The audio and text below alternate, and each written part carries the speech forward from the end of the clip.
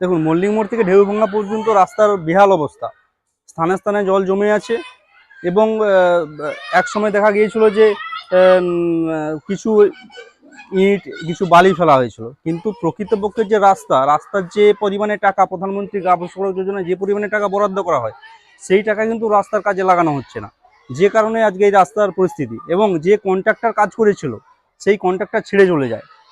এত পরিমাণে কাটমানি নেওয়া হয়েছে, যে কারণেই হচ্ছে সে রাস্তা প্রকৃতপক্ষে রাস্তা তৈরি করতে পারেনি, যে কারণে 1 বছরের মাথায় রাস্তার পরিস্থিতি খুব খারাপ হয়ে যায়।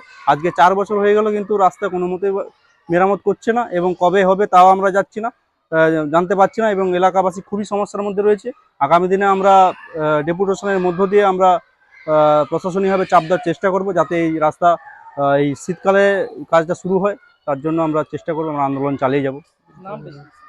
আমার নাম কমল সর্দার, নজরুলপুর অঞ্চলে ভারতীয় জনতা পার্টির অঞ্চল কনভেনর।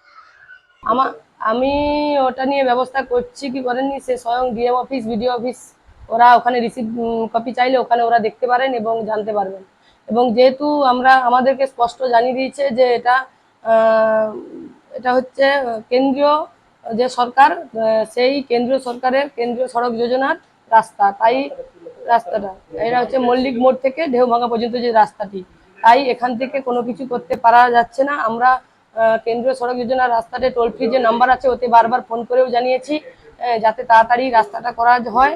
এখন এই পর্যন্ত সেরকম ভাবে কিছু খবর নেই, কিন্তু বিডিও সাহেব আমাদেরকে জানিয়েছেন যে ডিএম সাহেবকে রাস্তাটার ব্যাপারে বারংবার জানিয়েছে এবং ডিএম সাহেব নামটা নিয়েছে। খুব তাড়াতাড়ি হয়তো কিছু একটা আমাদের ভালো খবর আসতে পারে। আমার নাম পিয়ালিদা সুচাইদ, নৈচুলপুর প্রধান।